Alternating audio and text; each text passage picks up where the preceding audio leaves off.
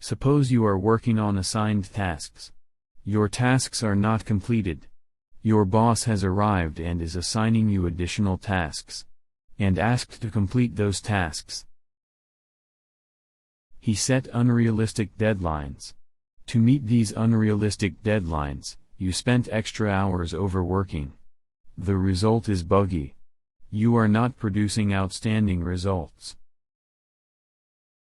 Because you avoid conflict, you have to accept more and more work.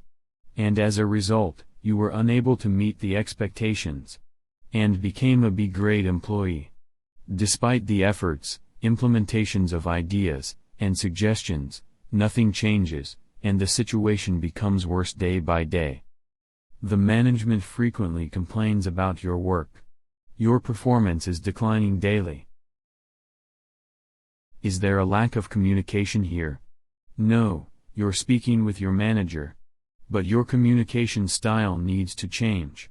You definitely work on a few things to make an impact. Let's discuss 3 communication styles and how you need to change for better communication if you want different results. Passive communication. Passive communication's primary goal is to avoid conflict. To achieve this, you strive to conceal your emotions and thoughts about your task. You must suppress your emotions and thoughts, allowing others to make decisions on your behalf. It results in frustration and dissatisfaction at work. This situation usually leads to a lose-win situation. Aggressive communication. The main theme of aggressive communication is to focus solely on your own needs and feelings. Aggressive communication often suppresses the feelings and thoughts of coworkers.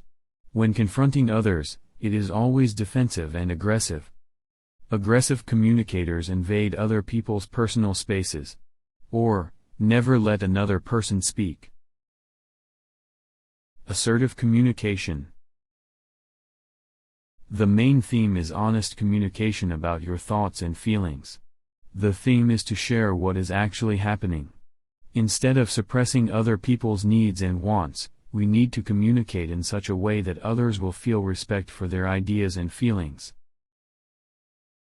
In assertive communication, the communicator needs to communicate challenges and hurdles to their task. Assertive communication is a win-win situation. It implies that while respecting others' needs and wants, the communicator also asserts his own.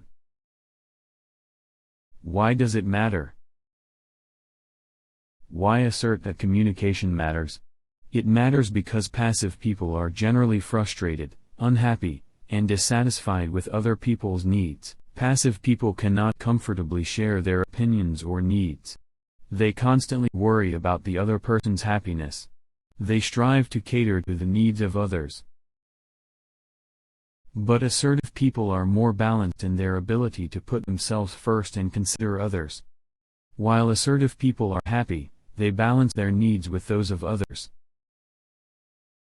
Now let's come back to the example mentioned at the start of the video.